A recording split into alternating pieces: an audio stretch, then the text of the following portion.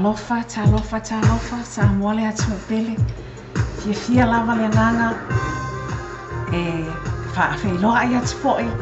ma au falofa atu foi isi o tātou atu noo i le nei taimi le afti afi lea watula i mai le taimi le tātou ofisa fa salau nei lua sa fulu minuti o na taina leo le itu la i se fulu e tu sai o le taimi i le tātou ofisa fa salau nei ia bei o na tātou mafutai ma o tau e ala i se tasi le nei o polo kalame alawa ala leo nei loa bei Samoa TV talalasi ma le Samoa Radio tala ave fa o loo whapea o na whaatinoina ia ma awina atu le tātou polo kalame whaongaina ai ia whesota inga whaona ponei ia bei ona yele tātou Facebook Live o tu inga atu ia mai se foi o le whesota inga i lunga o le YouTube channel le tātou wala leo ia whapea nā foi ma le tātou Simple Radio app ia mai se o lunga o le live stream link a le tātou wala leo bei ona iai ia le bese bei ona tomua atoa le tātou polo kalame le nei afi ua sa ona oli nei le pese o loo whapea o na whongaina malangiina pese le whakasa o loo ua whongaina malangiina e le autalavou e whakasa mai tula ele ia iai le talitonunga o le nā se langona i le nei afi ua whapea o na popona vini o manu ia i lunga o whungala au ia langona o le nei afi ona pe ona o tanga i mai ai lea ua fea le tātou wala leo nei ia e malo whaalongia le tātou wala leo i le nei afi se taimi ona o atu lea e tu atu fo i le tātou whaatalofa ia mai se foi tu atu le tātou sota inga ia tātou malo le nei afi molo tau sila fia o tātou malo pe ona iai le tātou whaatalanoanga le nei afi ia o sui ia mai le autalavou e whakasa mai papakura ia o le tovine ia po o le whaatawhaitaulanga fo i le tu o lo whapea o na ngā lulue ai e le ngātau le sunga le whawhiangainga fotu o Tamalii Pirilini ia mai se fo i le whatua i Selina ia ai le ngātau fo i le nā lea ua paau mai le sunga i le Kristene o le autalavou a le e whakasai papakura ia mai se fo i sui o le autalavou bei ono tautanga i mai i le nei afi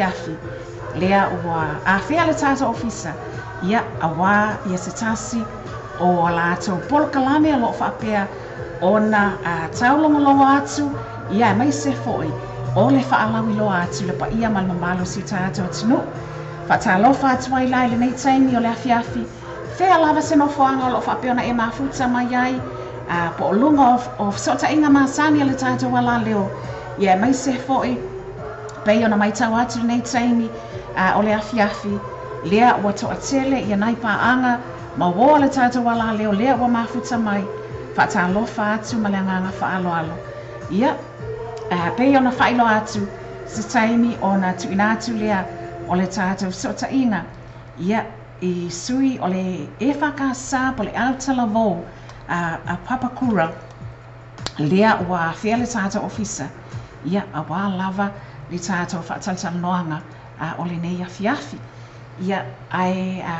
mo le nei taimi whaatalofa atu ai le ngā tau wō mapaanga o malava a le tātou wala leo lea ua mafuta mai ia ai maise ai foi o wō ma paanga le tātou wala leo o lo o mafuta ma mai fafo atu o kilani ia maisi vaenga foi o le atunu ia ma lo le soifo manuia ma lo le folau manuia isi o tātou atunu ia ai o le nei afi lea le a tātou liliu atu ina ia avatu le tātou whaatalofa i le nei afi ia tātou ma lo whaalolongia a mata atu lava i lo utu tau matau lea o loo whapea o na alala mai ai ia le sunga i le Kristene o le e whakasa autalavou mai papakura le sunga ia alo sio ma reko ia ai ngata le na I lona i tū taumata watu o le sunga alau sio na lo o alalata i mai ai ia le whalitua o le tamaitai fo ia ita whale tango ai ia o le tamaitai po whalitua fo ia ita o le tiutupe lea a le tātou autalavo ia le ngata fo i lea o sui o le autalavo lea ua mātou whaatasi ai pe ona iai ia le sunga ia au kuso whātai lea ua mātou whaatasi atu i le nei taimi. Ia se taimi foi i le tātou sotai atu ma whaatalofa ma tu atu le tātou camera i nisi o sui o le autalavo o loo whapeona mātou ma futa atu ai i le tātou studio le nei afi ai mo le nei taimi ma le nganga whaaloalo o te momoli atu ai le whaatalofa i autou sunga whaataitele lava mo le awhea o le ala leo nei ia a wā fo'i le tātou whaatalanoanga ma le sotainga pehi o na tātou whailoa i le nia fiaf ia lea le atu le awanoa ia i lau sunga alo sio e mai se fo'i o sui o tātou whaatasi ia a wā se whaatalofa mo le tātou o le paia mamalu o le tātou au whaafonga ma tātou au mafuta i le nia fiaf lo sa lo fio mal fatua ana sila e fa futai fo mo le no e le gago le fa lo no e fa talo fa tu e fo e le fa malu le fa so so ma tatu tu sa mo o mo fai ona mai nei po kala me ne fiafi e a mai la vai tupu ko tamali e la fo lo ma tu to le atu e le nata fo lea i whatalofa fo i le malu e o whaika rei pa ia le tu o lo lalo papa au i so se tu e fia o a te rane o lo le tala igno le whanalo le tua ia le whai fo i na whamanuina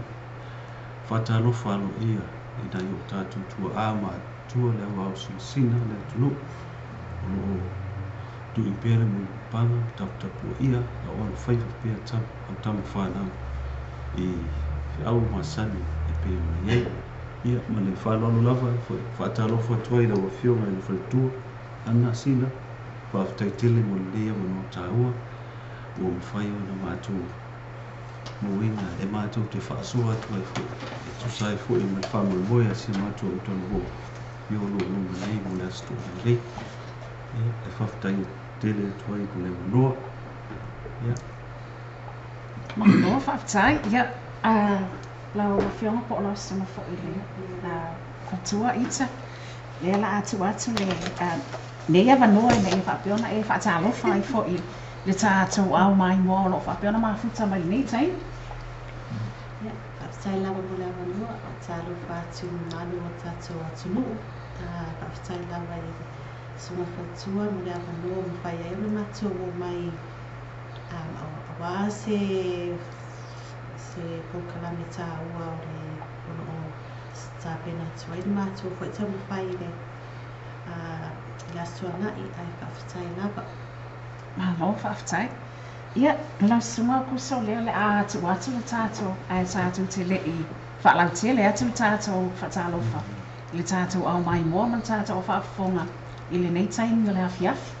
Malo whaftai i lo whionga whaitua o tū mai fo i nea awhiafi. Nā ua ora sia i mamia i mātou whaatalofa o mona muri atu i mātou Palestina nei. Ia, le whaititi ai pia le whaatalofa atu i nei o tātou a inga o lo mai mua mai lunga le penga te whailani. Ia, whapita o ngawha sa mātou whaatalofa atu i nei mātou whaleanganga. Mātou tatonu o taputapua i mai awal mātou tamu whaingane nei tu la fiafi. Mai sio mātou e kāle sio pele i papakura ia le whakasa ia whaatai mo le wanoa. Ia, malo whaatai. Molo tau sila fia ke pa ia mamalu o Samoa e mai se foi o le tātou au mai moa po le au whaafonga foi i le nia fiafi. O le mata upo lo whaapea o na mātou whaatalanoa ia e mai se foi o le tulanga lea o lo o a ngā ai ia pe whaapita o ngafa fo i ele whaatala noanga le nei afi pe ona a whia ai le tātou ofisa whaasala lau e tātou malo le nei afi o le tūlanga lea i le mata upu po le whaamai le o le fever rheumatica le rheumatic fever mo loto sila fia la o le asa tōna i nei lea o lo o ua tāpea nā atu iai i le sunga le whaawhiangainga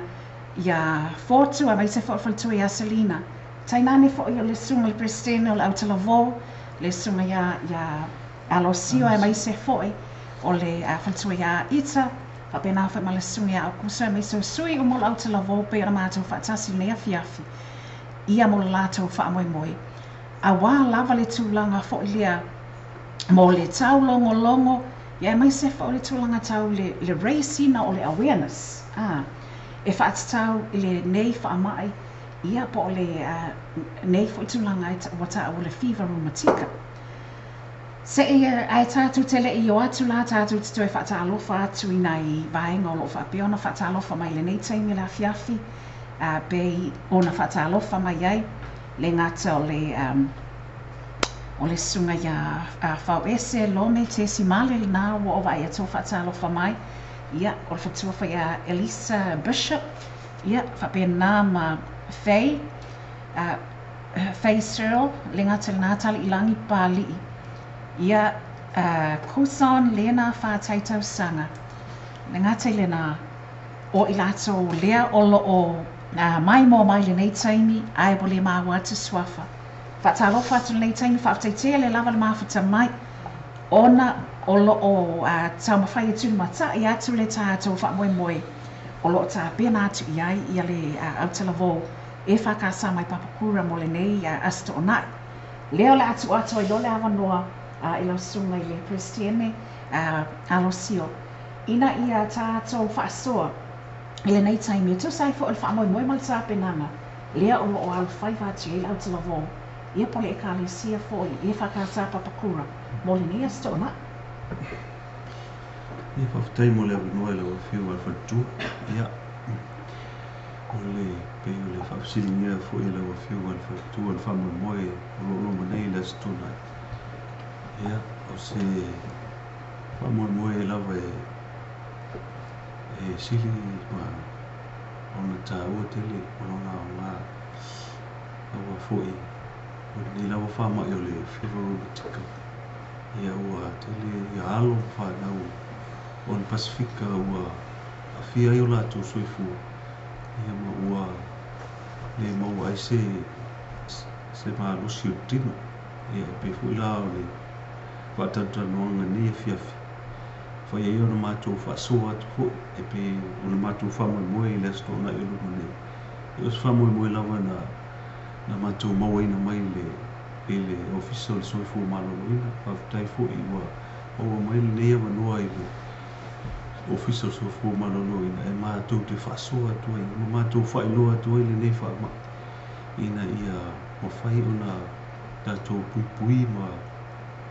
la vei mai nei la vei mai ai nei ia tātou whanau mautou wala i nei lau whaamai whaingita ua tele ina pisi nei vai tau ia ai nei le ua atu le awanoa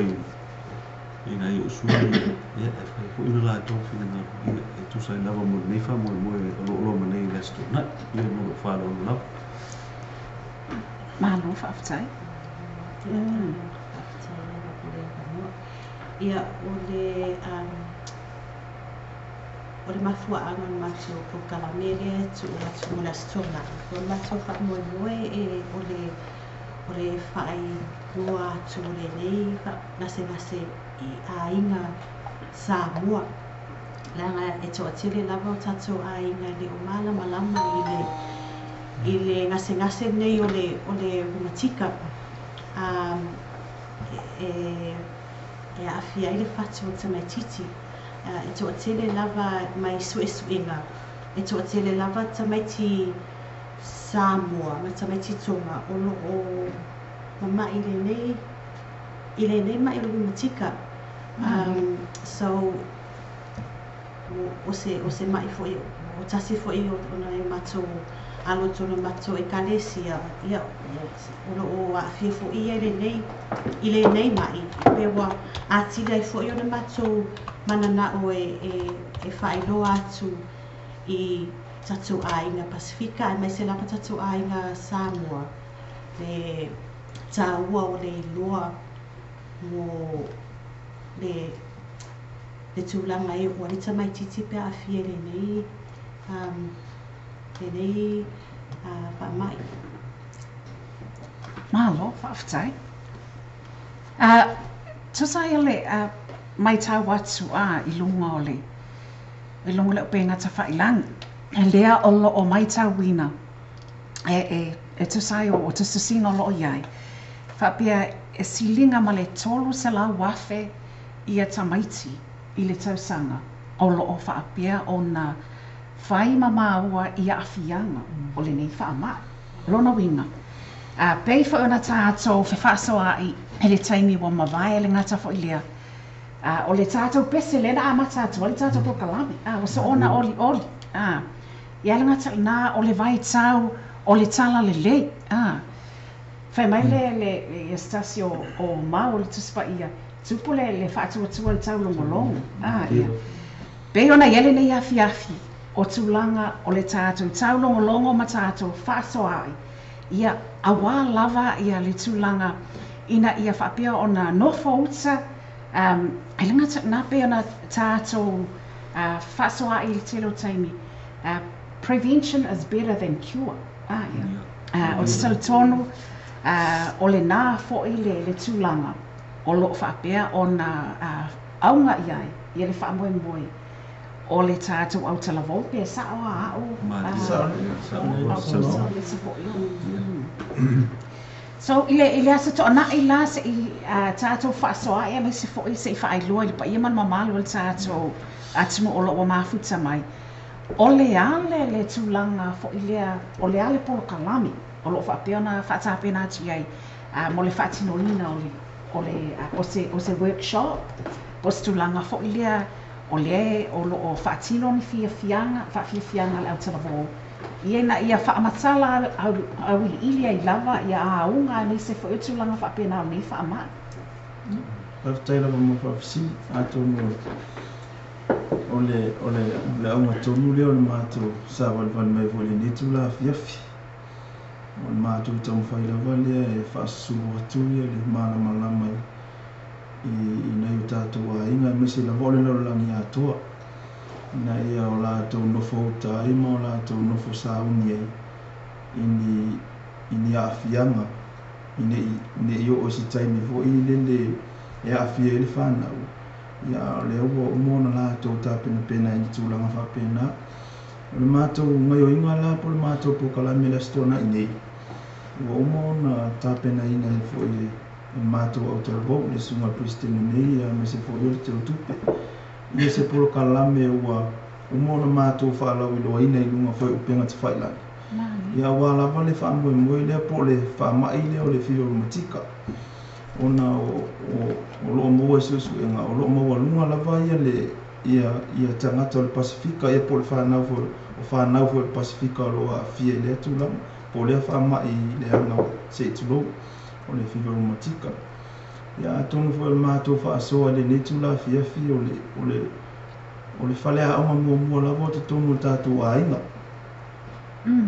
Ia tausisia pea ma ia o tūlanga lava whaingo fie. Ia whaamaina le whātāua ina le whawhano ina o ao se tulou. A e te le I tau mawha. O nei tūlanga ana whaingo fie e tātou te tau mamau mai ai ma lea whaamai ia po le whale le tā ua fwoi se tulou le afiafi e mana o mia lava le titafi o au e te le tu esea ia pe te le alu ese fwoi mai le whale le tā ua ia o isi tūlanga o onga onga e whaatase tuaine o tātou whanau Ia wa o tātou whanau e tofu malawa I lātou ma uo I te tonu whale a onga taitasi. E pei o lesi tūlanga le nā o loo a awhia ia whanau I le tamu fai le e feinu le fang mai tas le ia le share ingo fan mai wai o le sima fu anga le na o lo pisi e fa mai le wai e pe a matala vai le fa iti nga vanela fief ia le a mo fa mai le ia mo fa solo to la vai le fever ia ma uma fa pena o natu langa mo na ma to ta pena ia mo le stona nei a tonu e o le amatou whaailo mātou ia pe a tala au atu le stona a wal mātou polokalame a matel whaala fiafi a pres a matel whaala fiafi le mātou polokalame ia whai u le tūlai ono e lua e tūlai mua hoi tau mawhitanga e mua le tau mawhitanga o se whawhikai se o la whau e sao noa li kapusi whawhikai o ka mawhikau a tamanga vai pe o le aunga le free chow vai ka ma le whaailo atu ia e le whaailo atu lo e mua tau mawhitanga a matua wainga wa e whaatalafu mawho le mta ia e matua ta ua le ia le mata upu o mātou sa wali mai le nea fia tau whaailo atu i se o tātou atu no pele sa mua ia ma se foi le lalolangi atoa pane le afia fila o fia ngal fatua ana ia ka taila mo le mano ia tu amlia tu lo fia ngal fatua ele a kai sa mo e tu fifa popole sa nuanga ale uso ya o kusofat ia olo fa fe foi le sa ni le matua o tonu voni fa fifianga oni ai te maho ia e fa taula wa le nei mai se la pusin o lo fa taula wa le nei mai fa ta o lo mtika ia o lo fa fu ina ma tu ta penanga mo nai fa fifia ia ai mo se fu ina i presentation fu ia light ina ia fa ai loa tili ai nei fa mai o le ro mtika o lo fa ina ia so i fu mo lo nai ta tu fa na mo tu wa ia e pe o le sa mo ho ia le sunga ia upuso ia elena o le fa iti nga fu e fa elo ai ia nei ma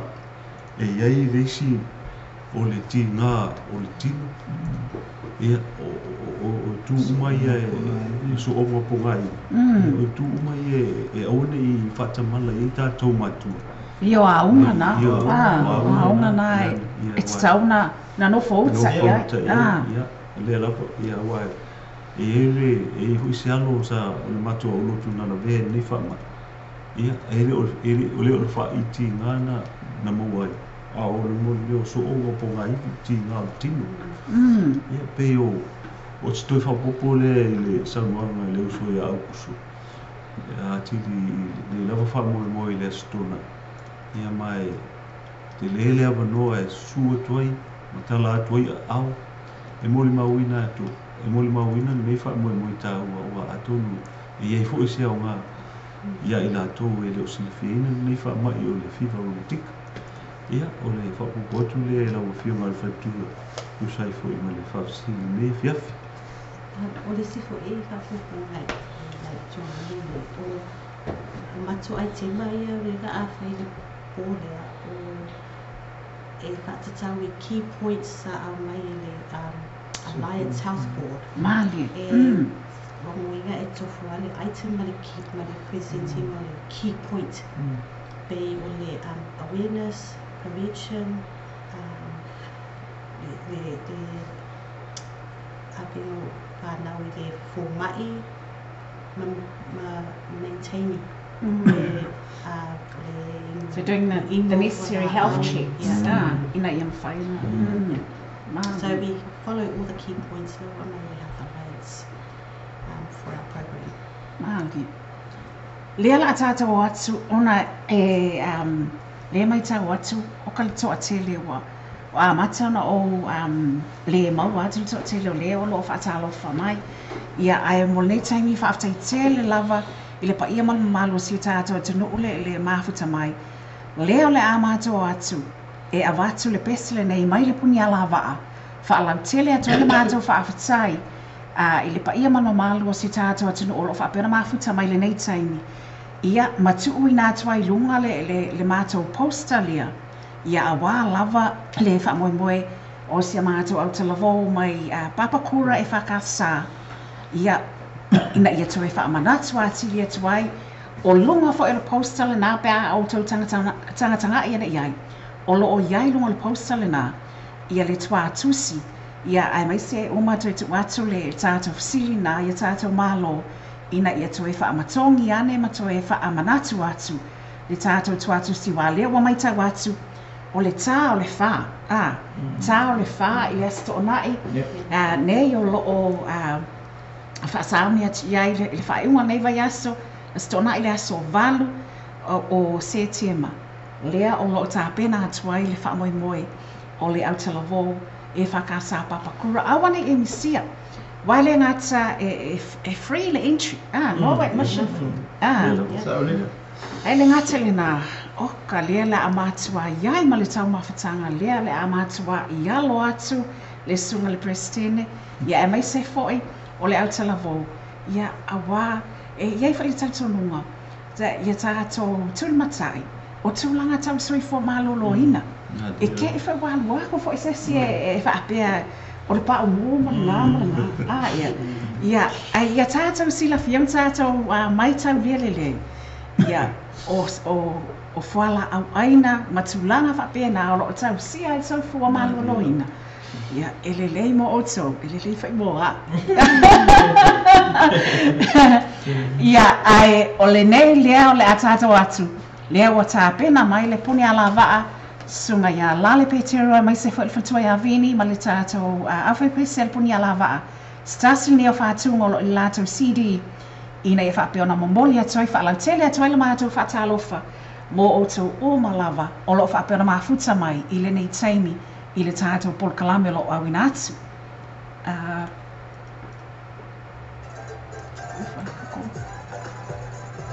kako posta ngā whaamon le lava le lai Hãy subscribe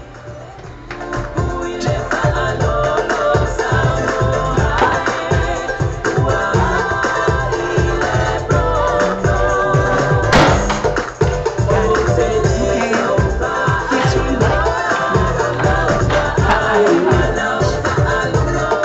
Ghiền Mì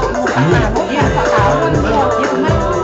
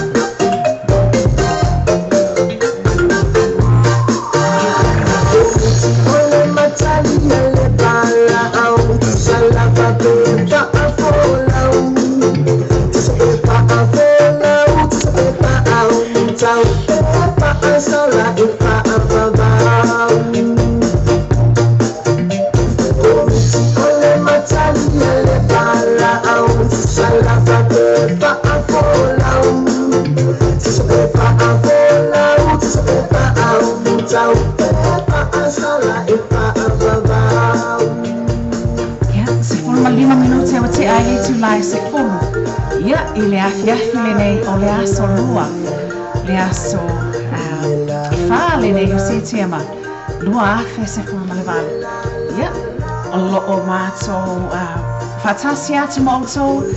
ia ilunga o le tātou porokalame le nei o le Lower Bay Nightline and Entertainment. Le nei afi bei o na awatu ai ia le whaatalofa ma le whaamalo ia I lato le nā o na namwai whaatalofa mai e tu sa le tātou porokalame o lo awina atu le nei taimi o lo o tātou mafuta I le nei afi le ngata o le sunga I le Prestiene o le Aotearoa e whakasa mai Papakura ia o le Aotearoa o lo whapea o na ngā lulue ai I le tovine po le Kalesia e whakasa le Papakura le sunga I le whawhiangainga ia Reverend Fortu ia ai meisi whalwhatua ia Selina Perellini ia lea o whaatasi mai le sunga le Prestiene o le Aotearoa sunga ia Alosio Mareko ia le ngata whalena o sui pe ana tātou moa I whaatalofa atu iai ia o nei taimi lea ua vavai foi ia mai se foi o lea ua alala tae ia ni se foi o sui o le tātou Aotearoa bei o na tātou whaatasi ai le nei afi lea o le atu ina atu ia le taimi le nei le ngata o le whalitua nei po le tamaita nei le sui le Aotearoa ia ina ia introduce ma whaailoa atu foi ia lona suafa ia le ngata foi le nā o le tasi o tātou sui ia pega le wa ia kule o mawa mai o Dr. Roberta le o ka ko mafuta le afia Ya, lawa sama sunga fetu. no fa no mo ya Dr. Fu le o fo le amu ia se le lo pe le wa fe le la so studios sunga ya Dr. Roberta ia le la to atle avanoa se I sa no foi ia tato sui Whaatalofa tuai o nei whaingata lea wa e patapua I mai ia le totele o le tātou au mai moa le nei afi ia te tono fo I lo whaapea o na tāpua ia mai I au tau whaiva I le ngātou le sunga le whantua I le sunga le whaafenga inga mal whantua ia mai se foi o le totele o le pa ia mal mamalo si o tātou atunu o lo whaapea na lala I le nei vaenga o au kilani saute o lo whaapea na tātou fai por kalame atu ai nei afiafi ia leila atu ina atu le avanoa ina sunga le lea I whapena fo I male sunga ia mata ia whaatelo whaatu de I lau sunga fo I lo whaafui nana nei po kalame ia o lo mua o le lea I sefo ia o ti au ai fo I le atalo lea na losi lea papakura tai ma lie tai le ai Patai mula no yo lo mo ya mata tapsa o a se taso so la tarbolia papula ya manatu le to le wata o tu mamia nele fa felo ai mal fa tai fo le songa presidente e manisi fo yo so la tarbo mo moat ya na a vi inga yo le tuele fa titia Ilan tau singa manan tau ta ingai pa ia man malo se o tātou atunu awanga I whiau I nei aso o le alo whalawa leo le tua o tātou whenau e ai I mnul ne fiafi ia whaatalo whatu sa moa e ngatai lele whangaringu fwoi mātou whaatalofa mātou ta mawhai whiau ia fotu perini Martinara Ngaruenga ia Selina ia man malo la utabo mare kale si o tapu mai whanua sa mātou whamtalanga lea whaatai mula mnoa malo whaatai ia ele ngata fo I lea te mawori atu le whaatalofa ia I lātou o malava le nā whaatau a maua mai le tātou polkalame le nei afiafi molo o tau silafia o lo o mātou mafuta atu le nei afiafi ia ele ngata o le sunga le presidente o le autalavo e whakasa mai papakura ia ele sunga ia alo sio ia mareko ai mai se foi o le whantua po le tamaitai foi ia lele ai sefo ia whapena ma le sunga ia mātau a seu malu pe ona whaatalonom whaatalofa atu ai foi nei taimi ia awa lava le whaailoaina atili o le lātou whaamoemoe pe ona tāpena atu iai I le asa to'ana I nei molo o tau silafia o le nei whaamai o le fever rheumatica po le rheumatic fever te leo naonga waha I le ngata ina maitawina wa tele ni soifua e maise lava I whana witi pe ona maitau atu iai e maise fwoi pena iai mōli mau a le autalavou nei I se tasio alo ma whanau o se lātou e kale si o lo whapeo na a whaina ai I le nei whaamai. Ia, ai le ngata fo I lea o le to'ate le tusai o tusinga o lo whapea o na māua atu silinga ma le tolu se la wafe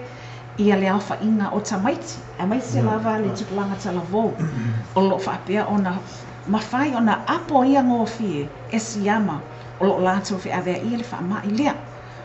Lea lai pe o le nei afiafi o tautonu o se tūlanga fo I au ai o na tātou whaafetaia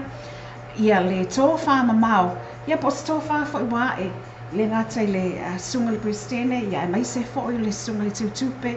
ma le lātou ofisa ma sui o lo whapeona whaatasi ma le nei afiafi. Ia ai o le tāpua inga fo I a le sunga le whaafenga inga ma le whalitua. E tu sai o le nei tāpenanga walo atu iai. Wa pena tātou silafia foi ma tātou whaasoa I lunga o le social media ma lunga o tātou wala leo. I se taimele I ma vai te le atu.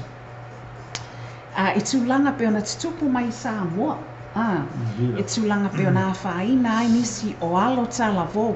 Ia po o pepe mea lava tama mea i tusai o nisi o whaamai. Ia pe ona whaina ai. Ai tainane o le tui pui pui ana mafua ai ia le nei tūlanga wa whaina ai. Ia soifua ona ialo po whanau ia. O lea lai ona o tūlanga ma mea o tutupu mai. Lea mamori e tai fole whae le whaaftai le tusai o le tāpenanga i tautonu o se tūlanga tā ua. Mai o lea ua mafua i lava o mai le sunga le presidene mai se fo le lato official nea fiafi. Ina ia tau longo whaeilo atu i le pa ia manu malu si ta atu atunu. Ai mai se i lato o lo whapea o nā lala mapapa au i te tonu o Aukilani nei. Ia wahe tau tonu e lea whaapita o ngawhana o Aukilani i sauti. Ia e ui o papa kurua o lo i nei i le tuefa mātou i nei Aukilani i sauti. Ia e tau tonu o lo o whaapea o na laumata sia uma i tātou. Ia whea lava se no whoanga o lo whaapea o na ia lala ai a whai o le nā o le a e asiasi mai Aukilani i le nei weekend. Awana i ngalo, le mātua i whaamoe moe tele o lo whaapea o na tāpena atu i le Aotearoa nei. Pei ona whailoa atu e sui o le Aotearoa i le ngātau lo o tāpena atu i le porkalame fo i mawhaafia fianga le Aotearoa. Ia au nā pe ma tātou whaasoa i ai o lo o whaapea fo ina tāpena atu i ni speakers pe a mole tātou whaamoe moe lea. O le aiaini ni speakers mai le matanga luenga o le se formaloloina. Ia awa lava ia le whaamatalaina atili le ngata o aunga o le whaamai. Aunga o le whaamai. Ia au tūlanga fo i tsauna whaia pe fo na whaasoa i au kusa le taimi o mawai. E moi, they're very simple things. They're very basic things. Very basic hygiene. Ia te alo taimi ngalo ai. Ia, nā o se toi whaamanatu. A mai se kako i le Aotearoa. Fa ea lea wakame kami lea wa lena pena ta alo pe lana voli i fafo. A lele wa sau le wa fola atu le chau i lungo le i mo le laulau. Ia ai rena le fodoni. Pe a tātou whaongahaina ia ngangana whaona pōne i telina. Ina lau vivili wai le toʻatele o nisi. Ia. Tai le i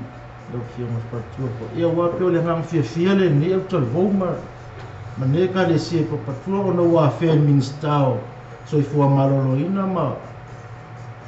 nei o tol vo ia o le ilum tau talo la a fia si ma to e ka le si ma fa tino le nei fa mo tau fa na lo to i fo ile nei fa mai e lo si le fia ni si o tatu tangata a lo na mafu anga ma le mea fia mai tupu mai le wha mai lea. Ua e peia mai le fo i saunanga au wharatua. Ia, o nisi ao o mātutua lawa, ia e watua alu rotau sa minga i le se tawhio lima, ia e ngaro e po le whare le tā ua fo i wane le fiafi whafonga mai le tunu.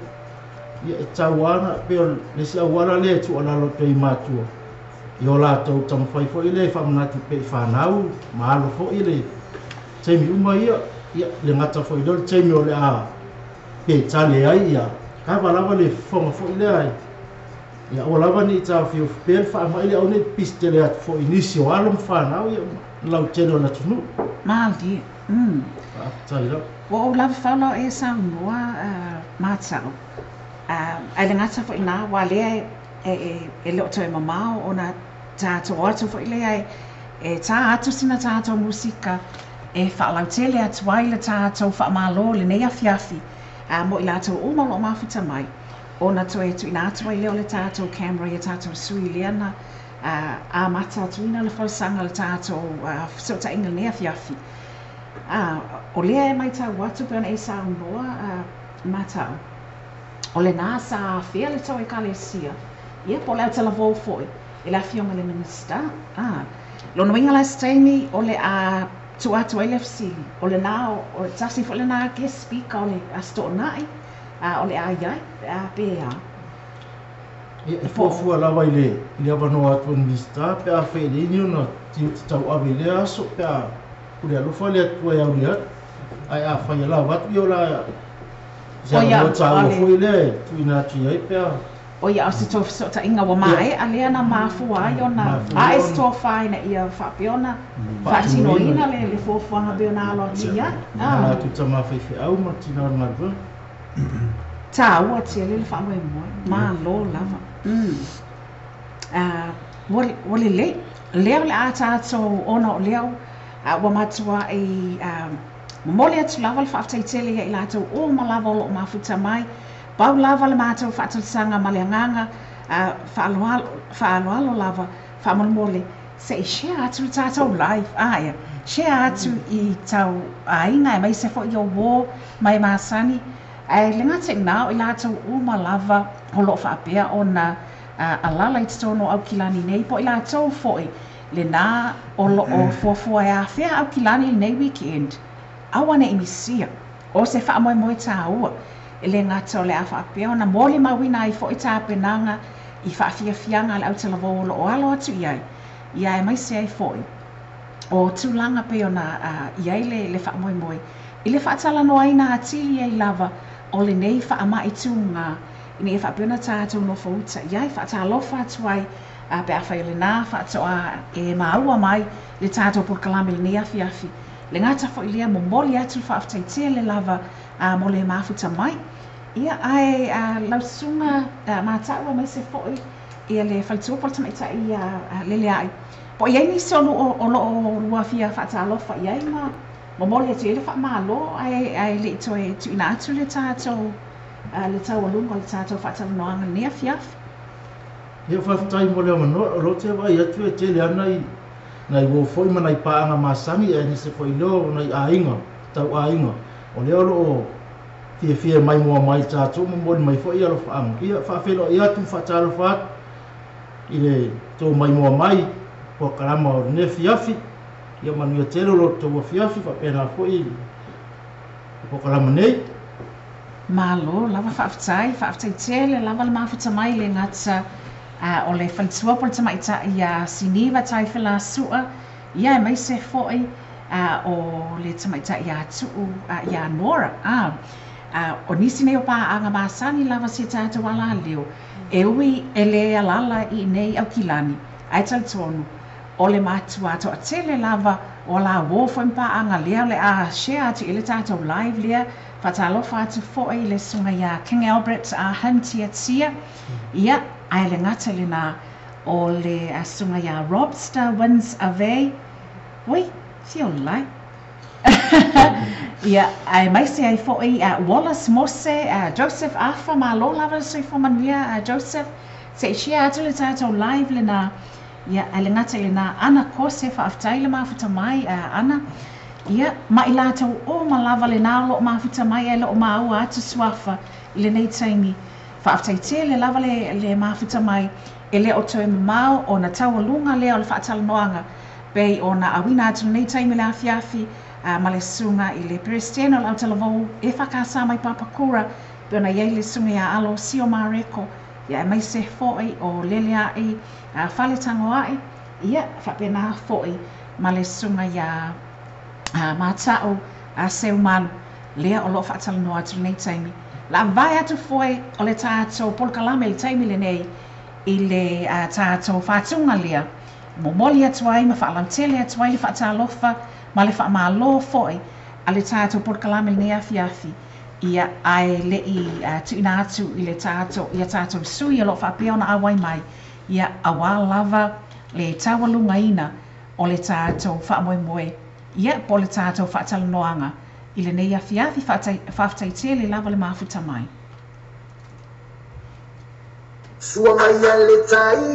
La se i toi so watu fo ilama le mātou posta lea.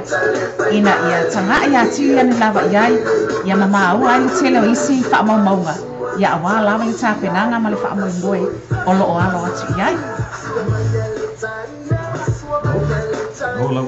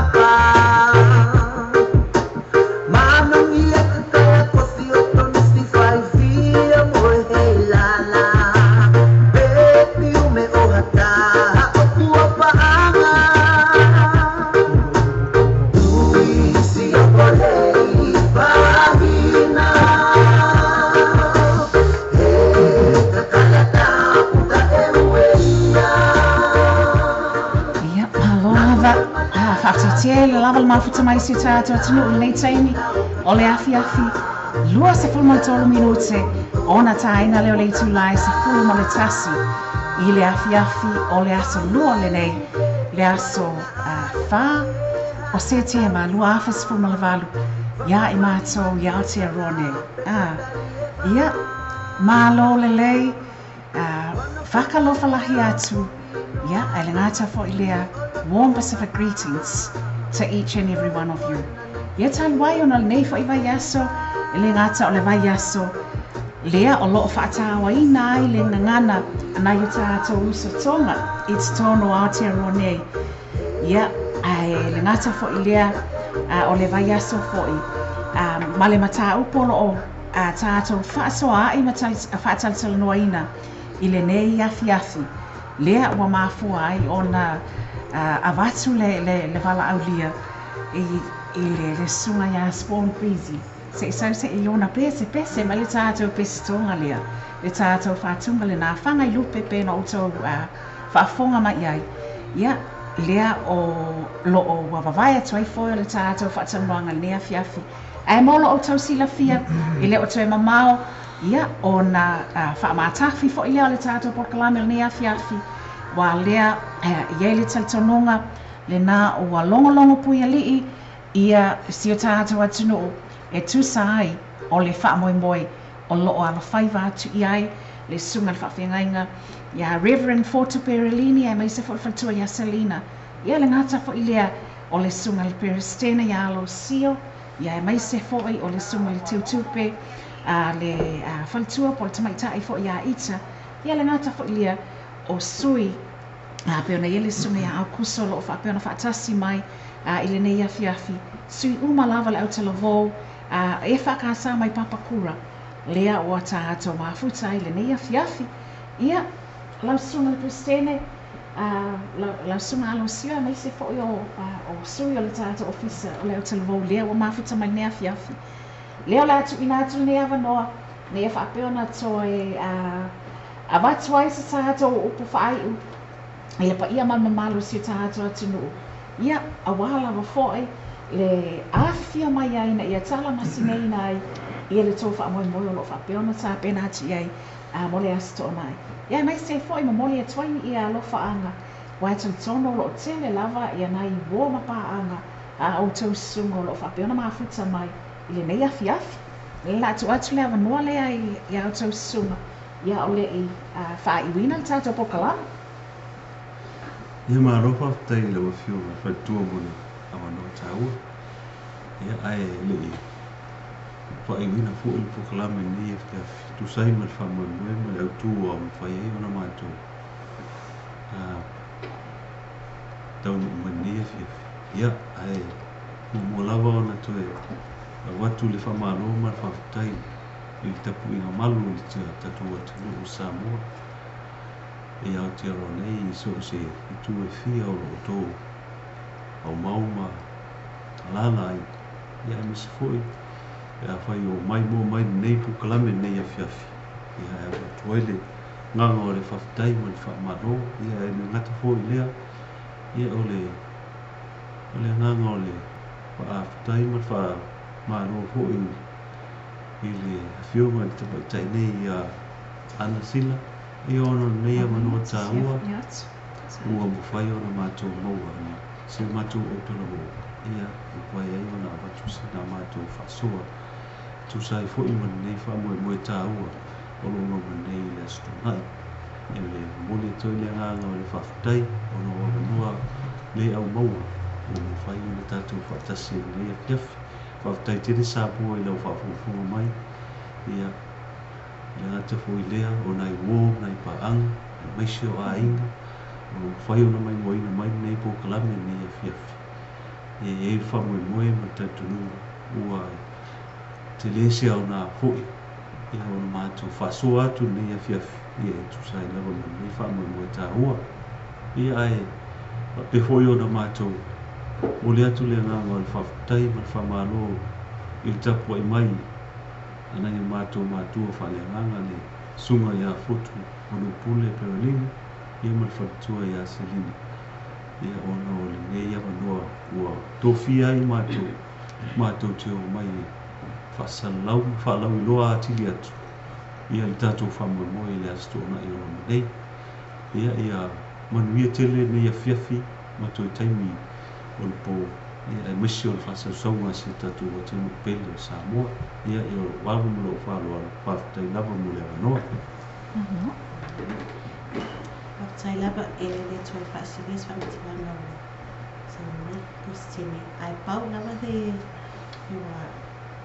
alo le tuatusi o matou i Paresia o le Luas Hulu Hunua Road i Papakura. Matou Farisale luma al matou hall lai tuma i tua te le lava ka pa na fai ona paka i awala ai Yesu atu tatu fifia whaatasi ma tau ma whaatasi ma look forward to having you there whawhatai lava mo lea pano tāua ma mea lava lea fia whawhatai lava Malo, whawhatai ta. Akusa. Tai lava, nā stau whapopo atu lava ni mātou whawhatai o monu mole atu fo e Sunga Kristine, mātou o te wou, le ngata fo e lea i o le tau tupu nei, mole atu ai lea nganga whawhatai, si o tātou atu mo pere Samoa, ia le ngata i leo na i tātou a inga o lo mai mua mai, ia le ngata fo i leo o tātou ala leo nei o loo tātou whaungai nei mua pinga te whailangi whawhatai mo lo tau sao o whaiona mātou whailo atu la mātou o kalame nei le nei tula fiafi ia le se leo whaatau waa e whapea e fo i se pati o sala ia po se la manga fo o sala i tau whaafonga anga Samoa ia matua atu i nā o ai le atua lava ia ni ai se liwo sa so stau tai lava ia e lava le nganga maulalo e whapea e toi taimi te toi le nei po ia mātou te whamanuia atua ia mo se malo longa file mo i te tono si o tātou atu mo nei sila ia ma se fweo nei tātou a inga whaumasolo i mo le nei funga ele ia ma le lalolangi atoa whaapatai lava mo le awanoa. Aua nei emisia asto nai 4 PM Papakura e whakasa ona e mai moa i le au te lenga o mātou whamoe moe manuia le fiafi. Malo, lava. Ia ile taltonunga le nā o tini ia foi o le tātou whaatautainga i le nei afi ia pei o nā tāpena mai iai ia mawhia mai fo i le tātou ofisa nei i le ngata o le Sunga le Kristine o le Aotearoa mai Papakura e whakasa ia e mai se ai fo i o le Sunga le Teutupe ia masui fo i o le ofisa o le Aotearoa pei o nā whaatasi e le nei afi ma tātou whaatalanoa ai ia le tātou tāpenanga fo i a le Aotearoa nei ia pei ona whaeloa atu le taimi ua mawai. Ia le talitonunga e au ngā le tau longo a wai tupu ai le whaatuatua. Ia le ngata fo i le nā. Pei ona tātou whaasoa i ei fo i ma maalie fo i nisi o fe whaasoa i ngā sa whaapea ona whaatino i ne taimi ua mawai. I tono le tā i tūlanga lava ia whaapea, tūlanga tau outreach o se maise le nei vai tau o le tala le lei tu sai le ka lena ale e whakasa o le vai tau o le tau longo o le vai tau o le avata o le tala le lei ia ele ngata ina mawai e tātou fo i le whaamalosi au ia maise lava i tūlanga tau so i fua maloloina ia matūlanga fo i au o na tātou no fo uta iai ia awa le tausiaina o nai whanau ia ai mai se foi o soifua o tamama tina matitua ma i tātou umalava ia mai se foi o le avanoa e mawhai e foi o na whaatalofa ia ma whaawhiloa i atu i le sunga le whaawhiangaina ia ma le whaitua mai se foi o le Aotearoa nei e tu sai o le lātou whaamoemoe Samoa awane e misia o se avanoa maua ngata le nei avanua. Le ngata o se tāpenanga, o le ai matua e maofai, I tāpenanga o lo whapea o na sauni ati e le Aotearoa. Ia, au lea whaipea o tau whaafonga, e le aise, it's free admission, e le aise titongi, ia ai o le a whapea fo na tāpenaina, ia lau fonga tau mawha, e le Aotearoa nei, ia a wā lava lo su atu matala au atu le asto nai. Ia ai o le nā, le tātou polkalame, ia mai se fo le whaatalonoanga le nei afi, pei o na avatu se langona, o sui nei, ia mai se fo o tātou malo nei, le a se tūlanga o le tau tamale I lau whaafonga anga po lau mai mō mai fo I nei afi, ia whamangalo, malafo I nuu le aina, ia ai o le a mātou taulunga ma whaatou wha atu I le nei afi, ia tātou wō mapaanga o malava, ma I lātou o malava lo whapeona maa ua mai le nei por kalame, e ala I stasini o whātunga, mai le tamaita I a Rachel Formai, ia ai mai se ai le whātunga o loo ua whapea o na pepese ai ia le tōtelo I tātou I Aukilani, New Zealand, ia Samoa ma le lalolangi atua, ana lesi anoa. Tātou whaaftai le alofa o le atua wa ana lesi anoa o ia, se manua le maua le whailo inga I le nei afi, maana au auna nei, ia mai se ai foi, o le wha moe, o loo whapeona whaatapena atu iai, ia le Aotearoa, ia mai se le sunga le whawhianga inga ma le whaletua. Manua te le ina, ia whaasausau ngā siu tātou atunu o mo le nei afi, awana I ngalo, o le a whapea o na whaawawa atu pea, ia polkalame māsani le tātou wala leo, I lunga le tātou Simple Radio app, se ia au lia fo I le aso atai au, ia tātou polkalame māsani, o le aso atai au. Ai mole nei taimi, mai lo nei tangata, hana silawa anai, ia ai mai se foi, o fui ava whaungango, male au aunanga le nei, ale Loa Bay Global Networks, whaaftai tele lava le mafuta mai, tō whaafa soifoina, mole nei taimi le afi.